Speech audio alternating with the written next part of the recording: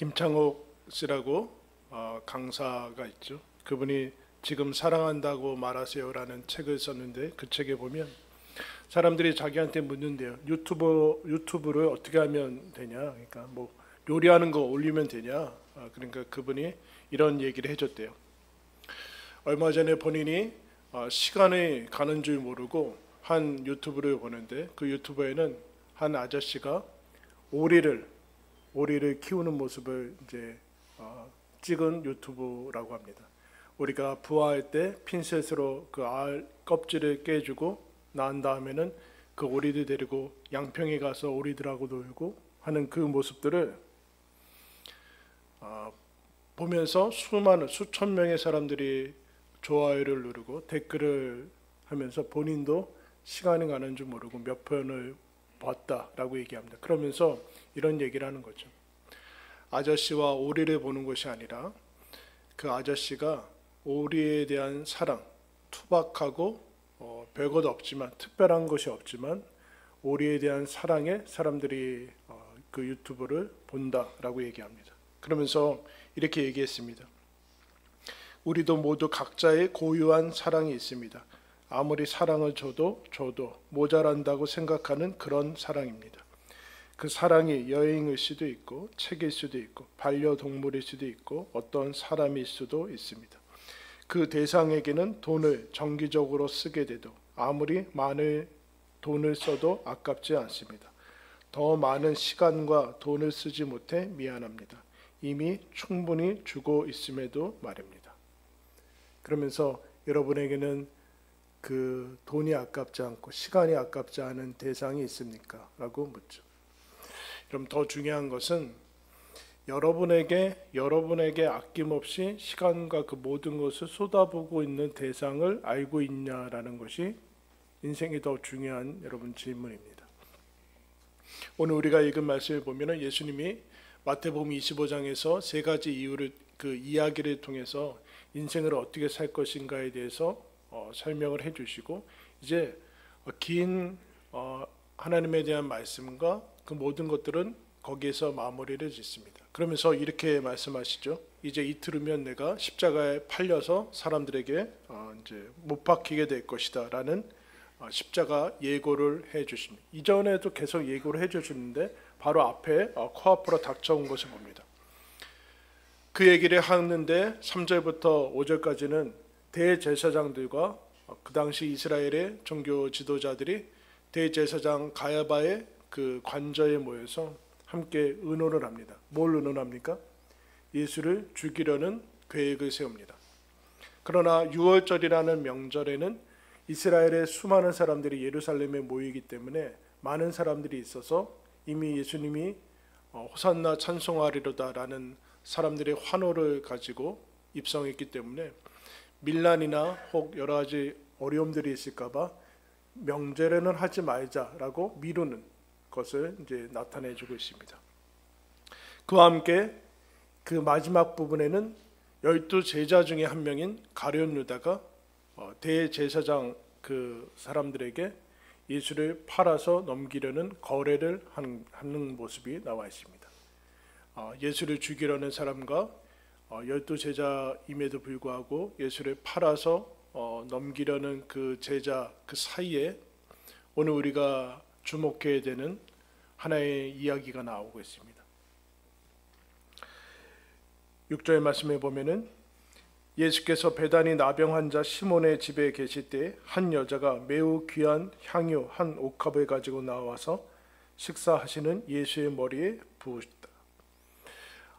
예수님이 베다니에 있는 시몬이라는 시몬이 여기밖에는 나오지 않아요. 이 사람이 어떤 사람인지에 대해서 나오지 않고 있는데 단 그가 한센병 나병 환자라고 얘기를 해주고 있습니다. 거기에서 한 여인이 예수님께서 식사하시는 그 중에 머리에다가 향유 한 옥합 가장 아주 비싼 향유를 예수님의 머리에 바르고 이제 하는 모습이 나타내주고 있습니다.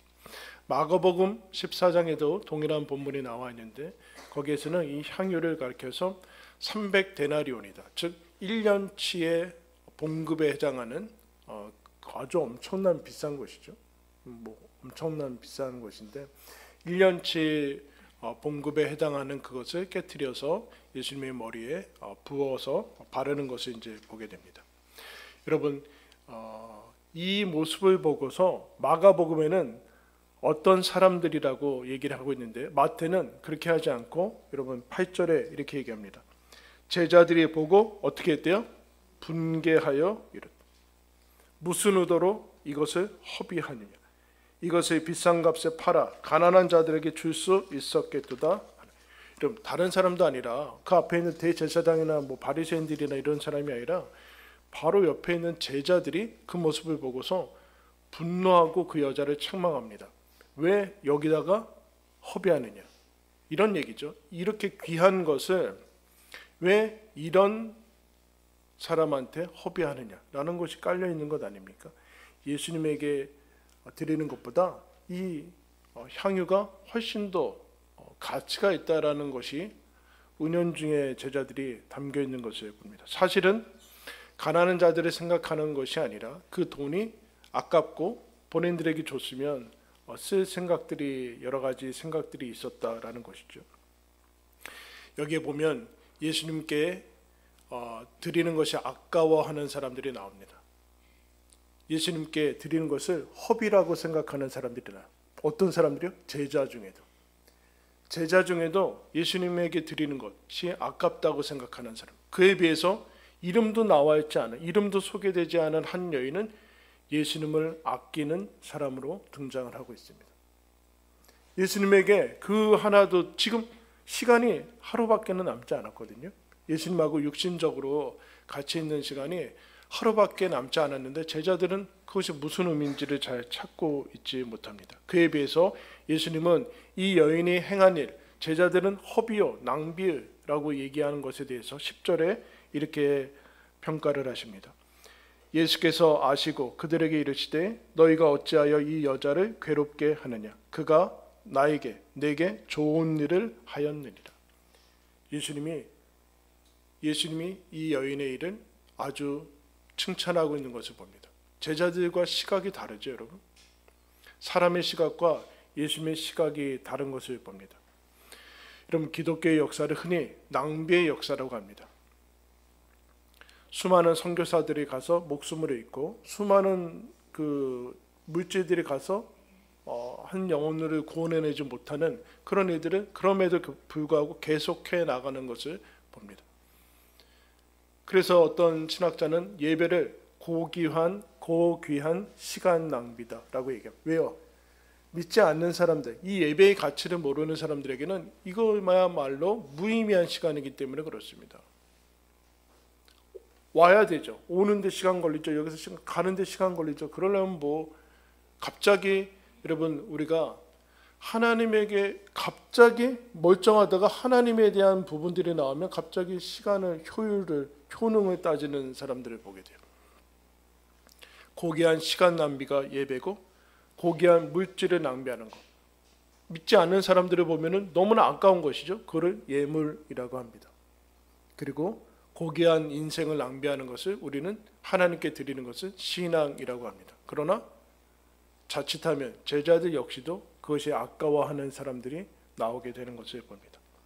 그러나 여러분, 그러면서 예수님이 왜 이야기를 해주는가? 가난한 자들을 무시해서 그러는 것이 아니죠. 11절에 보면 이 이야기를 해주세요. 가난한 자들은 항상 너희와 함께 있거니와 나는 항상 함께 있지 아니하리라. 이 여자가 내 몸에 이 향유를 부은 것은 내 장례를 위하여 함이리라. 여러분, 때가 있다라는 거죠. 때가 있다. 하나님께, 예수님께 부어질 때가 있다라는 거. 그럼 언제 그래야 되는가? 한번 따라하겠습니다. 지금 한다. 지금 해야 돼. 고린도후서 6장 1절에 이렇게 선포합니다. 하나님의 은혜를 헛되이 받지 말라. 보라, 지금은 은혜 받을 만한 때요. 보라, 지금은 구원의 날이로다. 언제가 은혜 받을 만한 때예요? 지금이요. 내가 뭐 기분이 어떻건 그거 상관없어요. 지금 은혜를 받을 만한 때고 지금 은혜가 부어지고 있고 지금이 구원의 날이래요. 어제가 아니라 내일이 아니라 오늘, 지금이 구원의 날이다. 여러분, 사람은 언제나 오늘 구원받지 내일 구원받지 않습니다. 어제의 구원받지 않습니다. 하나님께서 오늘 은혜를 주십니다. 어제 것을 우리들한테 다시 내어주지 않는다라는 얘기죠. 은혜 받을 때 하나님이 지금이라는 시간을 주실 때 그때 예수님께 헌신해야 된다라는, 타이밍을 놓치지 말라라는 거예요. 타이밍. 여러분, 신앙의 좋고 나쁜 것은 타이밍의 문제죠. 타이밍. 그럼 지금 향유는 몸에 바르는 이제 그 당시에는 여러분 위생이나 물이나 이런 것들이 발전한 시기가 아니었기 때문에 그 향유 같은 것들이 값비싸고 또 모든 사람에게 허용되진 않았죠. 그래서 몸에도 바르고 발에도 바르기도 하는데, 제일 중요할 때는 언제 바르는가? 여러분, 사람이 돌아가신 다음에 그때 향유를 바릅니다.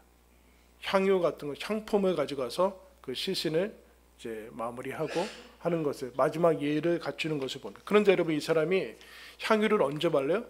죽기 전에 바르죠. 예수님이 십자가 지기 전에 발라. 죽은 다음에 시신을 바르지 않는다라는, 시신을 바르지 않는다.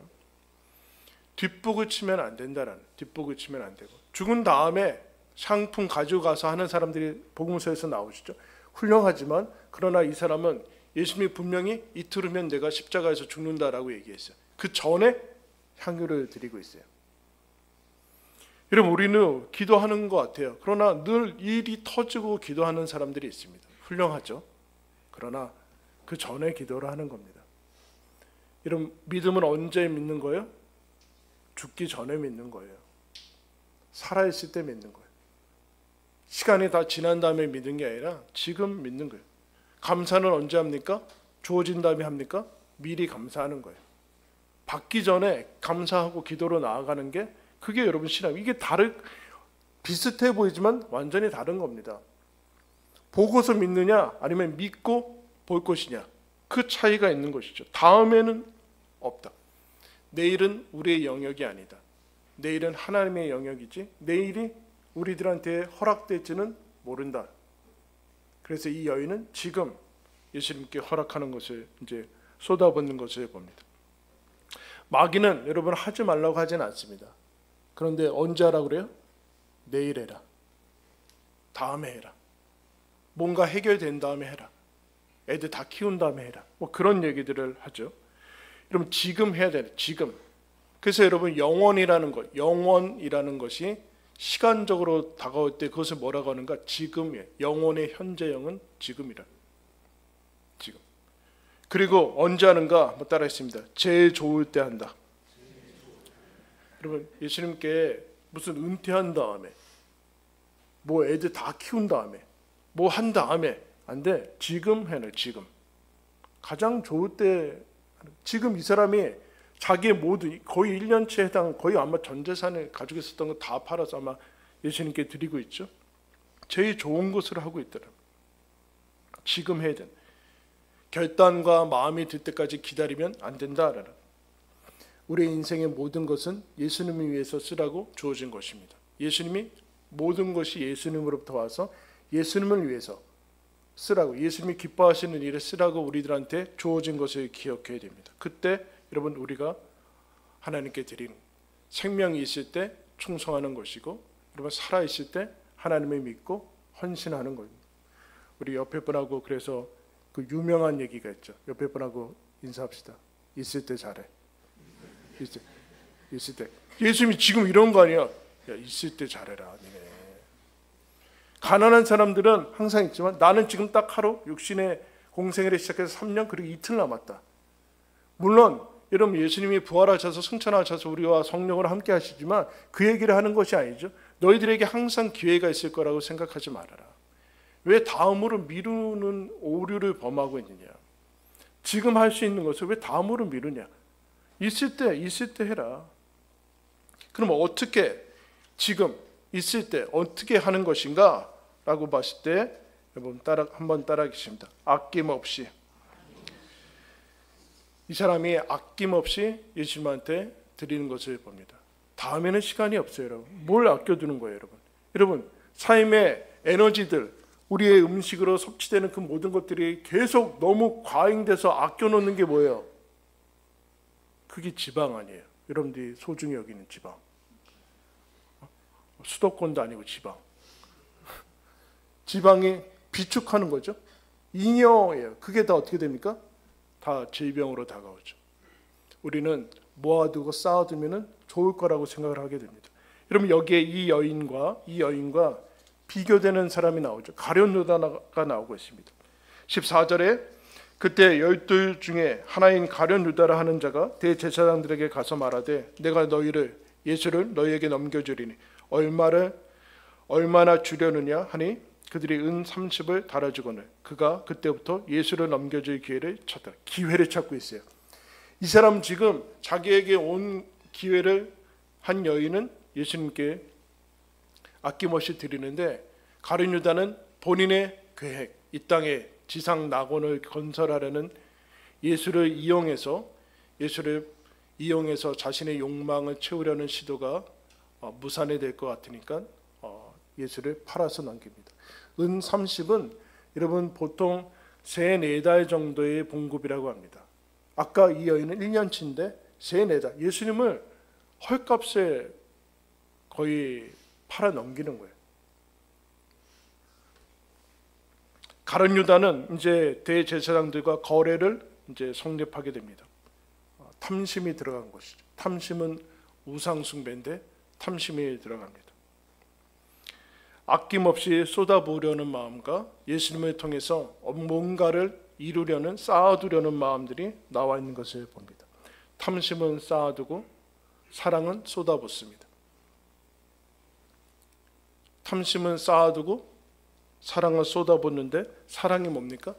내가 쏟아부어서 상대를 완성시키는 것이 사랑이죠. 여러분, 내가 내 스스로 나를 채워서 완성시키겠다는 것은 세상의 방식이고 결국에는 사망입니다. 나는 나를 완성시킬 수 없고 내가 상대방을 완성시키고 상대방은 나를 완성시켜 나가는 것이 이 사랑에 서로 사랑하는 것 안에서만이 우리는 완성이 될 수 있습니다.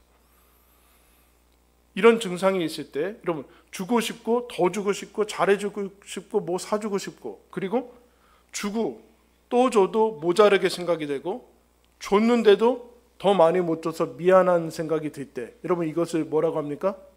사랑이라고 그래요. 사랑하면 주고 싶고 또 주고 싶고 줘도 줬는데 미안하고 더 잘해주지 못해서 미안하고 그렇지 않고 반대로 뭔가 자꾸 받아내려고 하고 뜯어내려고 하고 저 사람 잘 사귀어가지고 내가 저 못 뜯어내 이건 사랑이 사기꾼이죠. 사기꾼. 사랑은 아니에요. 이게 사랑인데 여러분 신기하게도 내가 뭔가를 주는데 그럼 내 거는 비워지고 마이너스인데 놀라운 것들이 채워집니다. 기뻐요. 주는데 기쁘고 부모님들은 아시잖아요. 여러분 자녀들을 위해서 사랑을 쏟고 그러는데 기쁘고 그것을 무엇으로 바꾸겠습니까? 여러분 그리고 경제적인 거를 환산해서 무슨 돈이 드는 거는 아직도 아무것도 모르는 거죠. 인생을 그걸 뭐로 바꿀 거예요? 여러분 그걸 바꿀 수 없다라는 드디어 내가 나를 생각하지 않고 아낌없이 쏟아부을 수 있는 대상을 만났다는 것 자체에서 인생이 열리는 거거든요. 그게 사랑이고 여러분 생명에 대한 사랑이죠. 사랑은 주어도 아깝지 않고 더 줘도 모자란 것을 기억합니다. 그래서 신앙이란 하나님을 사랑하는 것인데 그래서 얼마나 하나님을 이용해서 쌓아두는 것이 신앙의 척도가 아니라 하나님께서 주신 것을 얼마나 다시 하나님께로 쏟아붓느냐에 여러분 그것이 신앙의 싸움입니다. 결국에는 신앙이란 인생은 예수님을 사랑할 것이냐 아니면 예수님을 이용할 것이냐에 둘로 나눕니다. 아니면 대제사장들처럼 종교인인데 당시에 크리스찬이겠죠. 오늘날로 얘기하면 크리스찬인데 예수님 없이 살아가는 사람들. 아니면 가룟 유다인데 12제장에 그 엄청난 특권을 받고 있는데 예수님을 이용해서 팔아버리는 사람들이 나옵니다. 그러면 물어야 되죠. 이 여인은 어떻게 이 고귀한 헌신과 사랑을 예수님께 드릴 수 있었는가라는 것이 가능한가? 예수님이 13절에 이렇게 얘기해 주고 있습니다. 우리 다 같이 한번 13절 읽겠습니다. 시작.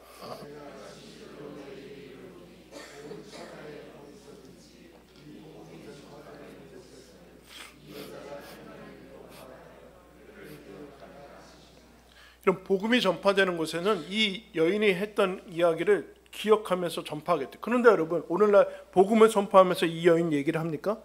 안 하죠. 그럼 무슨 얘기를 하는 것일까요? 이 여인이 했던 일이야말로 복음을 가장 잘 알아들은 사람, 복음이 무엇인지 알아차린 사람의 반응이다라는 얘기예요.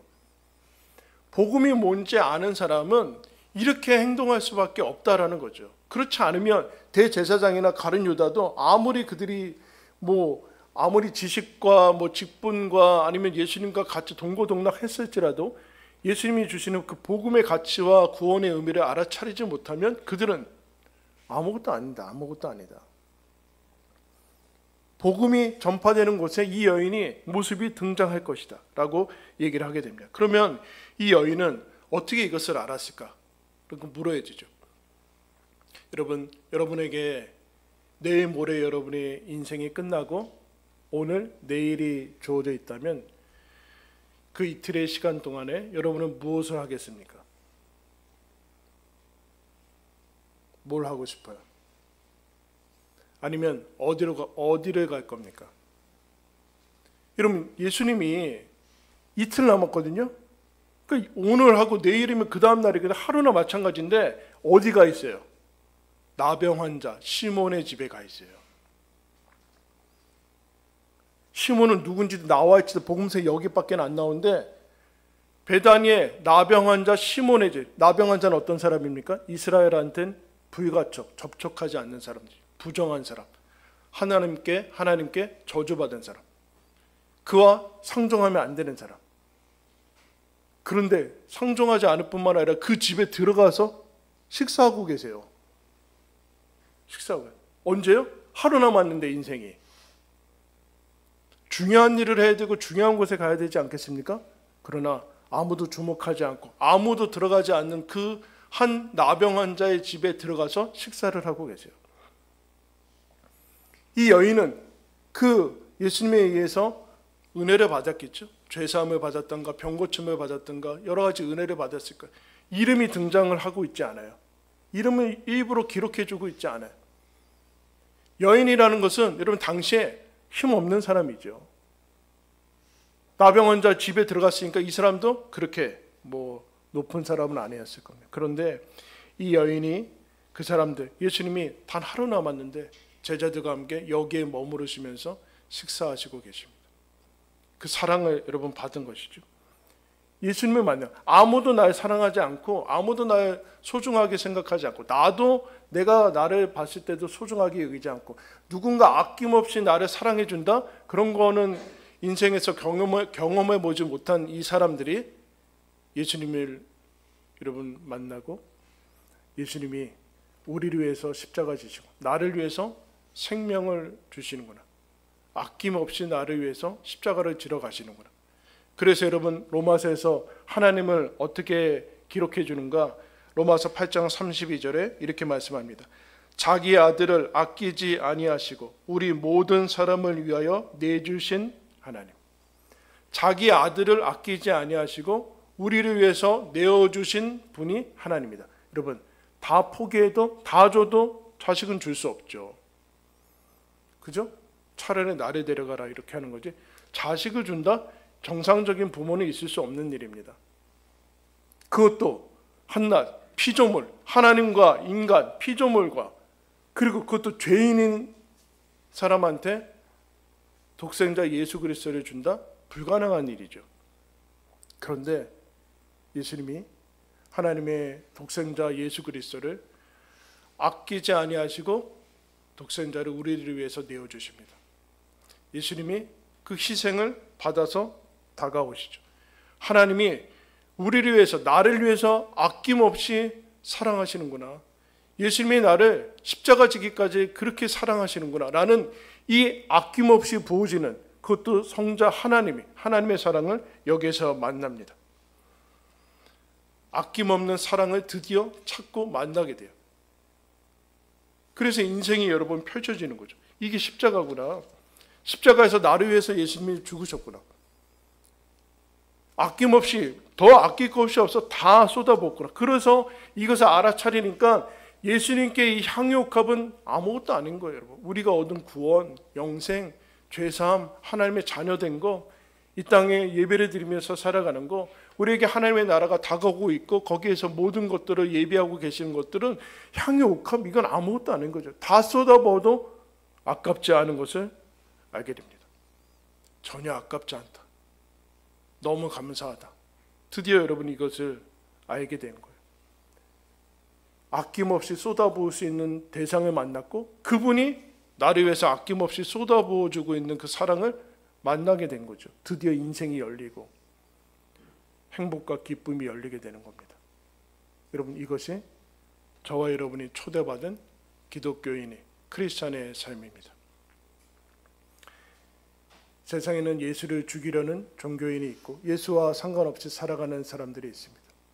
제자이지만 예수를 이용해서 예수를 팔아서 살아가는 제자들도 있습니다. 그러나 한 이름 없는 여인이 예수님께 아낌없이 사랑하며 인생을 드리는 그 행복과 여러분 기쁨을 누리는, 천국을 누리는 것을 보게 됩니다. 여러분, 어떤 삶을 사시겠습니까? 2025년도 새로운 기회가 우리들한테 주어졌습니다. 아낌없이 쏟아부으시는 하나님의 사랑에 응답하여서 저와 여러분도 우리에게 주어진 이 기회를 하나님을 사랑하며 하나님께 모든 것을 아낌없이 헌신하며 충성하는 그 기회로, 그 기쁨으로 살아가시기를 예수님의 이름으로 축원합니다. 기도하겠습니다. 하나님 아버지, 자기 아들을 아끼지 아니하시고 우리를 위해서 내어주신 분이 나의 하나님 아버지인 것을 고백합니다. 하나님 아버지, 나도 우리도 여기 모여서 예배드리는 모두가 그 말할 수 없는 아낌없이 부어주신 모든 것을 다 내어주신 그 사랑을 알고 여기에 서 있습니다.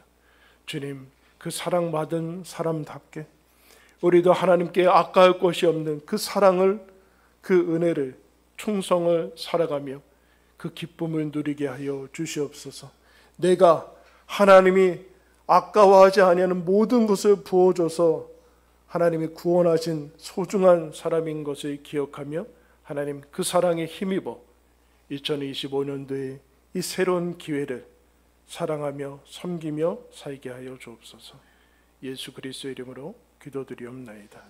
아멘.